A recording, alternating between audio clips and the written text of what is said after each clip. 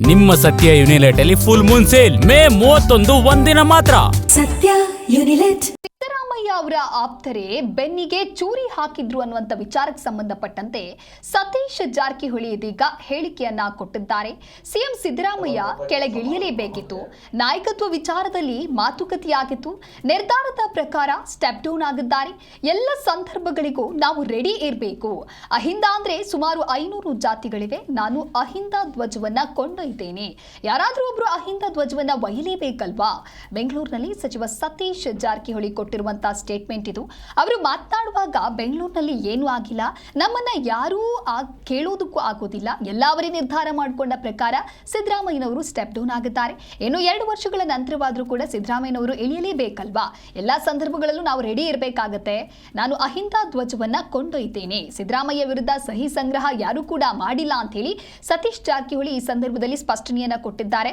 ಹಾಗೆ ಸಿದ್ದರಾಮಯ್ಯ ಆಪ್ತರೇ ಚೂರಿ ಹಾಕಿದ್ರು ಅನ್ನುವಂತ ವಿಚಾರಕ್ಕೂ ಕೂಡ ಇಲ್ಲಿ ಸ್ಪಷ್ಟನೆ ಕೊಟ್ಟಿದ್ದಾರೆ.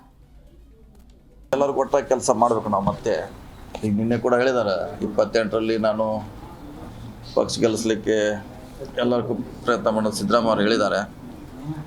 ಸೊ ಅದರಲ್ಲಿ ಕೂಡಿ ಮಾಡ್ತೀವಿ ಅಷ್ಟೇ. ಅದರಲ್ಲೇನು ರಾಜಕೀಯದಲ್ಲಿ ರಾಜೀನಾಮೆ ಕೊಡೋದು ಹೊಸವರು ಆಗೋದೇನು ಹೊಸದೇನಲ್ಲ. ಸೊ ನೋಡೋಣ, ಇನ್ನು ಡೆವಲಪ್ಮೆಂಟ್ 3-4 ವರ್ಷ ಏನೇನಾಗುತ್ತೆ, ಯಾವ ರೀತಿ ಬೆಳವಣಿಗೆ ಆಗುತ್ತೆ ಕಾದು ನೋಡೋಣ. ಸರ್, ವೇಣುಗೋಪಾಲ್ ಅವರು ನಿಮ್ಗೆ ಫೋನ್ ಮಾಡಿದ್ರು ಕೆಪಿಸಿ ಅಧ್ಯಕ್ಷ ವಿಚಾರಕ್ಕೆ, ಹೌದಾ ಸರ್? ಚರ್ಚೆ ನಡೆದಿದೆ. ಅದು CM ಅವ್ರಿಗೆ ಹೇಳಿದ್ದೀವಿ, DCM ಅವ್ರಿಗೆ. ಅವ್ರು ಅಂತಿಮವಾಗಿ ಇವತ್ತು ಮಾತಾಡ್ಕೊಂಡು ಬರ್ತು ಅಂತ ಹೇಳಿದ್ದಾರೆ. ಅವ್ರೇನು ಮಧ್ಯಾಹ್ನ ಬರ್ತಾರೆ, ವಾಪಸ್ ಬಂದ ಮೇಲೆ ಕೇಳೋಣ ಏನೇನು ಡಿಸ್ಕಷನ್ ಆಗಿದೆ. ಸರ್, ನಿಮ್ಮ ಅಪೇಕ್ಷೆ ಇರೋದು ಸಚಿವ ಸ್ಥಾನದ ಜೊತೆಗೆ KPCC ಕೊಡ್ಲಿ ಅಂತನಾ? ಹೆಂಗೆ ಸರ್? ಇಲ್ಲ ಅದನ್ನು DCM CM ಅವರು ಅವರೇ ನಿರ್ಧಾರ ಮಾಡಬೇಕು ಯಾವ ರೀತಿ ಇರಬೇಕಂತ. ಸೊ ಅವ್ರ ಮೇಲೆ ನಾವು ಒಪ್ಸಿದ್ದೀವಿ ಯಾವ ರೀತಿ ಇರಬೇಕಂತ. ನೀವೇ ಮಾತಾಡ್ಕೊಳ್ಳಿ ಹೈಕಮಾಂಡ್ ಜೊತೆ. ಸೊ ಅವ್ರು ಮಧ್ಯಾಹ್ನ ಬಂದು ಹೇಳಿದ್ಮೇಲೆ ನೋಡೋಣ ಏನು ಹೇಳ್ತಾರೆ ಮುಂದೆ. ಸಿದ್ದರಾಮಯ್ಯ ಅವರು ಅಪೀಲ್ ಮಾಡಿದ್ರು. ಮೊನ್ನೆ ಹೇಳಿದೆ, ಅವ್ರಿಗೆ ಹೇಳಿದ್ದೀವಿ ಇದ್ರ ಬಗ್ಗೆ ಮಾತಾಡ್ಕೊಂಡು ಬನ್ನಿ ಅಂತ, ಅಧ್ಯಕ್ಷರಿಗೂ ಹೇಳಿದ್ವಿ. ಸೊ ಬಂದಮೇಲೆ ಮಧ್ಯಾಹ್ನ ಮಾತಾಡ್ತೀನಿ, ಅವ್ರು ಏನು ಹೇಳಿದಾರೆ ಗೊತ್ತಿಲ್ಲ ನನಗೆ. ಸರ್, ಮುಖ್ಯಮಂತ್ರಿಗಳ ವಿಚಾರ ಬಗ್ಗೆ ಹೇಳಿದೆ, ನಾಳೆ CLP ಇದೆ, ಕ್ಲಿಯರ್ ಆಗುತ್ತೆ. ಹೆಚ್ಚುವರಿ DCM ವಿಚಾರದ ಏನಿದೆ ಸರ್ ಪ್ರಸ್ತಾಪ? ಅದು ಗೊತ್ತಿಲ್ಲ. ನಾಳೆ CLP ಆದಮೇಲೆ ಚರ್ಚೆ ಆಗ್ಬೋದು. ಎಷ್ಟು ಜನ DCM ಆಗ್ತಾರೋ ಅಥವಾ ಆಗದೇ ಇರ್ಬೋದು. 2 ಚಾನ್ಸ್ ಇದೆ, ಆಗ್ಬೋದು ಆಗದೇ ಇರ್ಬೋದು, 2 ಇದೆ ಚಾನ್ಸ್. ಸರ್, ನಿಮ್ಮ ಅಭಿಪ್ರಾಯ ಏನು ಸರ್? 28ರ ಚುನಾವಣೆ ದೃಷ್ಟಿಯಿಂದ ಆಗಬೇಕು ಅಂತಿರೋ ಯಾವುದ್ರೆ ಹೆಚ್ಚುವರಿ DCM? ಇಲ್ಲ, DCM ಮಾಡ್ಬೋದು, ಮಾಡದೇ ಇರ್ಬೋದು. ನಾವು ಕೆಲಸ ಯಾವ ರೀತಿ ಮಾಡ್ತೀವಿ, ಜನರ ಹತ್ರ ಎಷ್ಟು ಹೋಗ್ತೀವಿ, ಏನು ಕಾರ್ಯಕ್ರಮ ಕೊಡ್ತೀವಿ, ಡೆವಲಪ್ಮೆಂಟ್ ಮೇಲೆ ಜನ ಓಟ್ ಹಾಕ್ತಾರೆ. DCM ಮಂತ್ರಿ ಇದೀವಿ, ಇನ್ನೊಂದಿದೆ ಅಂತ ಹಾಕೋಲ್ಲ.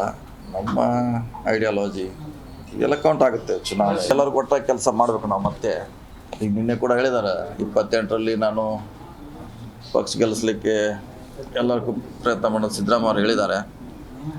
ಸೊ ಅದರಲ್ಲಿ ಕೂಡಿ ಮಾಡ್ತೀವಿ ಅಷ್ಟೇ. ಅದರಲ್ಲೇನು ರಾಜಕೀಯದಲ್ಲಿ ರಾಜೀನಾಮೆ ಕೊಡೋದು ಹೊಸವರು ಆಗೋದೇನು ಹೊಸದೇನಲ್ಲ. ಸೊ ನೋಡೋಣ, ಇನ್ನು ಡೆವಲಪ್ಮೆಂಟ್ 3-4 ವರ್ಷ ಏನೇನಾಗುತ್ತೆ, ಯಾವ ರೀತಿ ಬೆಳವಣಿಗೆ ಆಗುತ್ತೆ ಕಾದು ನೋಡೋಣ. ಸರ್, ವೇಣುಗೋಪಾಲ್ ಅವರು ನಿಮ್ಗೆ ಫೋನ್ ಮಾಡಿದ್ರು KPC ಅಧ್ಯಕ್ಷ ವಿಚಾರಕ್ಕೆ, ಹೌದಾ ಸರ್? ಚರ್ಚೆ ನಡೆದಿದೆ. ಅದು CM ಅವ್ರಿಗೆ ಹೇಳಿದ್ದೀವಿ, DCM ಅವ್ರಿಗೆ. ಅವ್ರು ಅಂತಿಮವಾಗಿ ಇವತ್ತು ಮಾತಾಡ್ಕೊಂಡು ಬರ್ತು ಅಂತ ಹೇಳಿದ್ದಾರೆ. ಅವ್ರೇನು ಮಧ್ಯಾಹ್ನ ಬರ್ತಾರೆ, ವಾಪಸ್ ಬಂದ ಮೇಲೆ ಕೇಳೋಣ ಏನೇನು ಡಿಸ್ಕಷನ್ ಆಗಿದೆ. ಸರ್, ನಿಮ್ಮ ಅಪೇಕ್ಷೆ ಇರೋದು ಸಚಿವ ಸ್ಥಾನದ ಜೊತೆಗೆ KPCC ಕೊಡ್ಲಿ ಅಂತನಾ?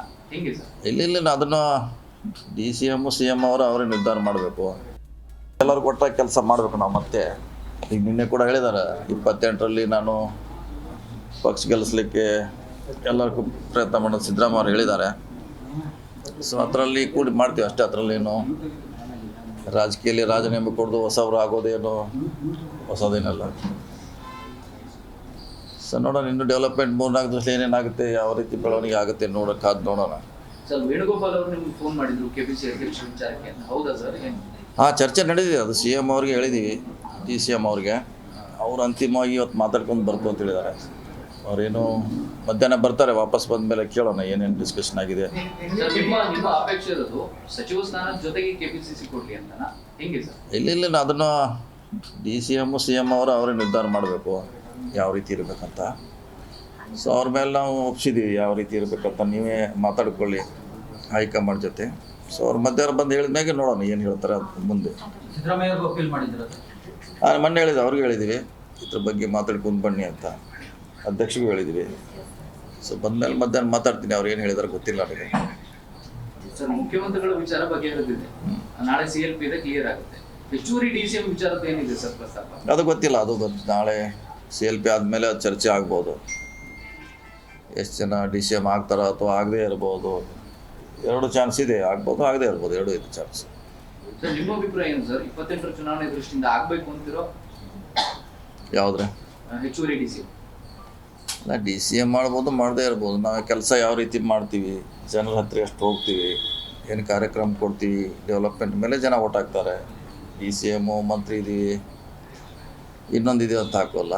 ನಮ್ಮ ಐಡಿಯಾಲಜಿ ಇದೆಲ್ಲ ಕೌಂಟ್ ಆಗುತ್ತೆ. ಚುನಾವಣೆ ಎಲ್ಲರಿಗೂ ಒಟ್ಟಾಗಿ ಕೆಲಸ ಮಾಡಬೇಕು ನಾವು. ಮತ್ತೆ ಈಗ ನಿನ್ನೆ ಕೂಡ ಹೇಳಿದ್ದಾರೆ, 28ರಲ್ಲಿ ನಾನು ಪಕ್ಷ ಗೆಲ್ಲಿಸ್ಲಿಕ್ಕೆ ಎಲ್ಲರಿಗೂ ಪ್ರಯತ್ನ ಮಾಡೋದು ಸಿದ್ದರಾಮಯ್ಯ ಅವರು ಹೇಳಿದ್ದಾರೆ.